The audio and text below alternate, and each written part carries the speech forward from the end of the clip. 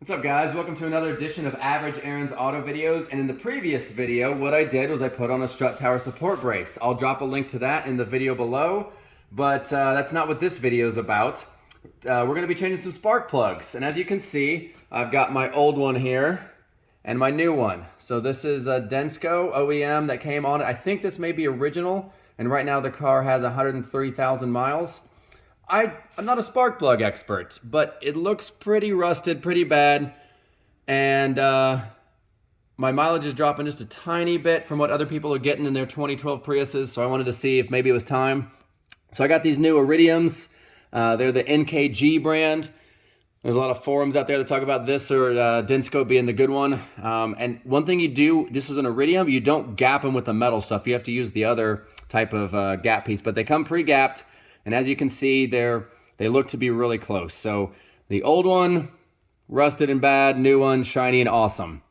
So to get to this, first thing I had to do was remove the metal cowling. I lifted up 2 plastic pieces on the side, and then I went in there and removed some clips, and then a bunch of 14 and 10 millimeter bolts. I've got the body to the windshield wipers still connected here. The windshield wiper motor, pulled those off, and then down in here is where your spark plugs are located. So I've got a 4-cylinder, so I've got all of them right here. These are 10 millimeter bolts to take these off, and then once you sink it in there, once you get these 10 millimeter bolts off, be really gentle with the electronics, but then this cap, I can't remember the name for this, but it's gonna come out of the cylinder that I've got here. I'm gonna do one at a time so I don't get any confused or crossed, and then make sure you just wipe it off, don't get any dirt down in there, and keep a clean housing as best you can help it.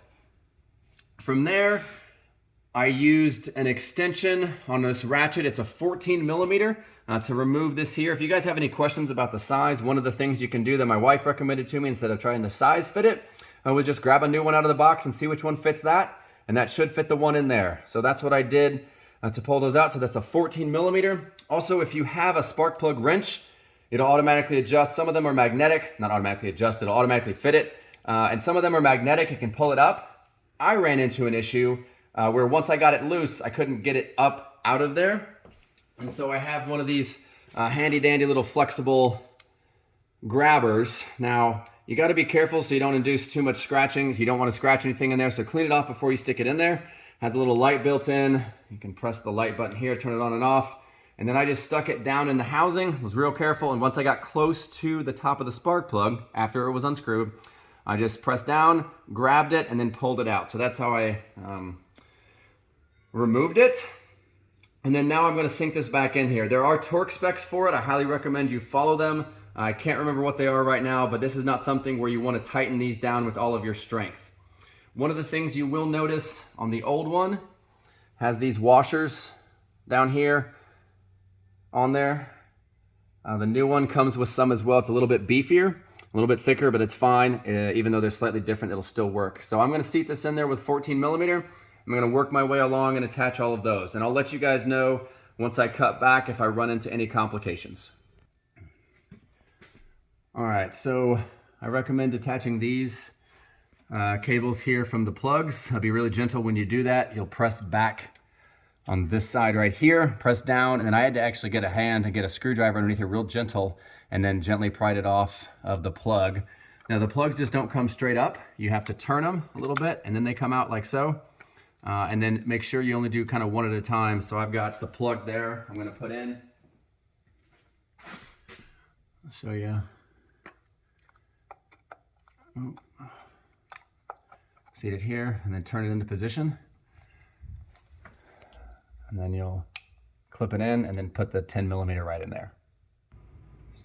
All right, so this is the 4 that I pulled out of there in order of the banks, so from left to right. Looks like my third one here was the dirtiest. All of them will have some scorching marks, that's fine.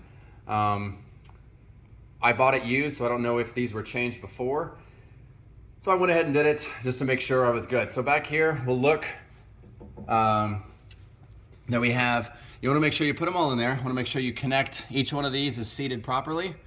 Tight on there, and then torque these 10 millimeter bolts back down. You'll see they'll sink a little bit, and that'll help create a good solid connection between the interior base of the plug and the top of the spark plug, so it'll seat on top of it and seat in there nice and tight, so you have a good connection.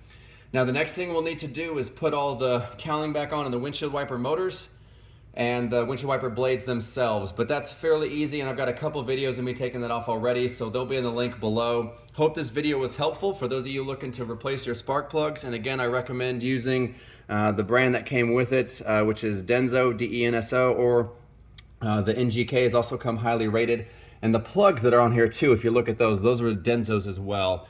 So those ones work well. I hope this helps. Be sure to hit that like button and share this video, and we will see you guys next time.